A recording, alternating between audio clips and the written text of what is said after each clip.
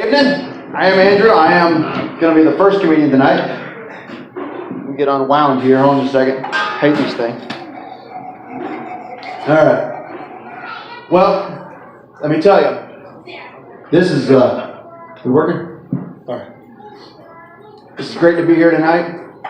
I do a lot of work in different parts of town. I'll do a lot of work in Alpharetta. In Alpharetta, hey, Chef. In Alpharetta, there is a preschool there called the Children's Ark. I drive past it all the time. It's very exclusive. It's very hard to get into. They only accept 2 white kids, 2 black kids, 2 Hispanic kids at a time. I had a lot better hopes for that joke. So thank you so much for helping my confidence here. It's great. It's great. Really. No, you know, and I don't know if this ever happens to you, but I hate it when I get the feeling I'm somewhere and somebody gets really excited to come up to me, and they look right at me and go, I thought you were someone else. And I feel like I've disappointed them. I feel horrible. I'm like, I can be Reggie if you need me to be Reggie. I can, which is fine, because there's a woman at Taco Bell who can never get my name right. You know, you go in and give your name, the order or whatever. The woman always gets my name wrong. And Andrew is not a complicated name. It's really not. About anybody can spell it.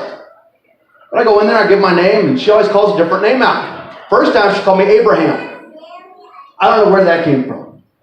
Doesn't look anything like my name. She called me Abraham. The next time I went in there, she called me Adrian. That was a little bit closer. Then she just gave up. Every time I go there now, she calls me A-Train. That's it. A-Train! Tacos, right?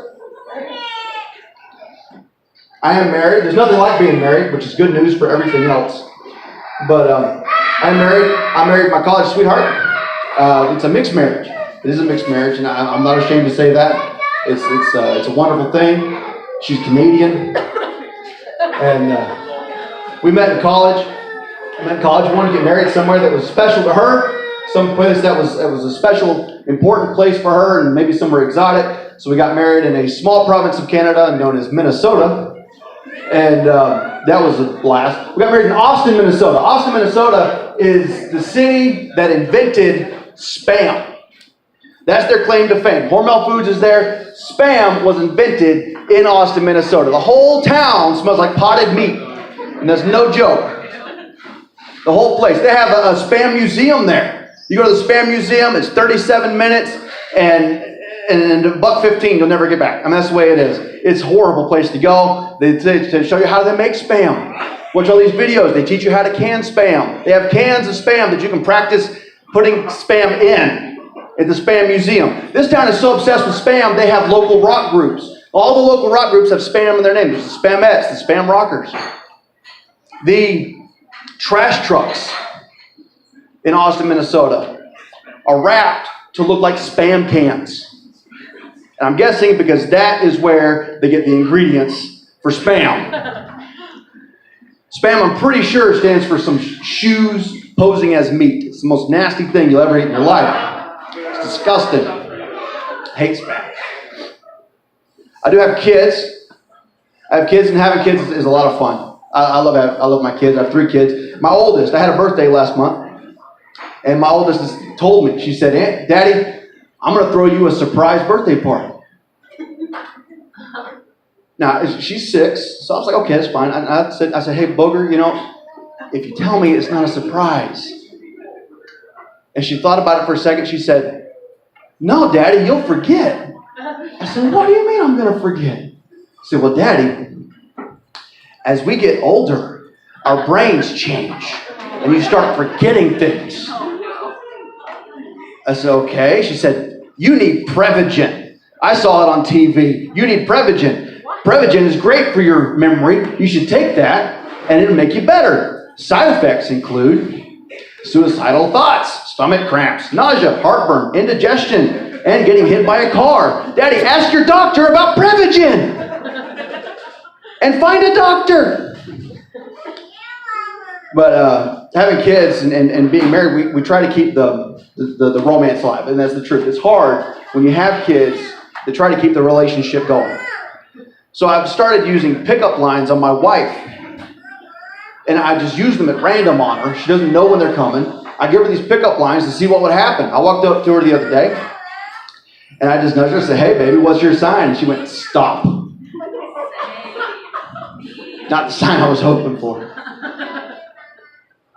I used this one the other day, and it got me slapped. I went up to her and said, "That's so.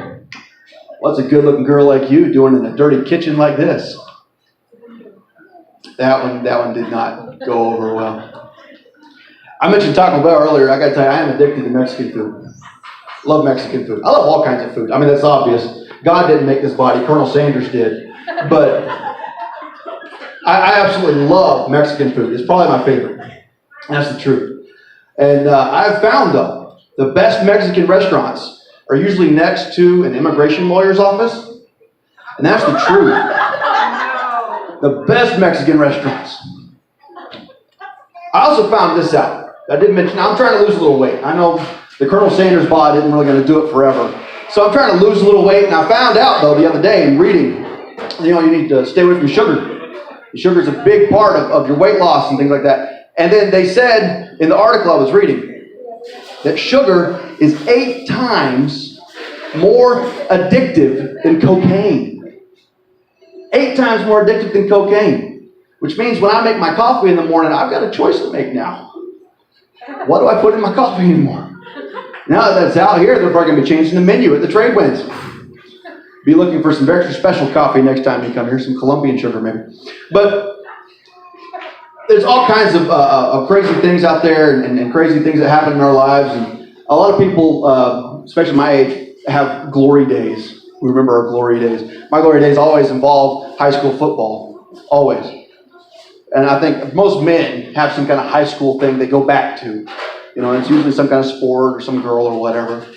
Most of the high schools have really short names, too. Really easy to remember. And my dad played for Cherokee High. Cherokee High.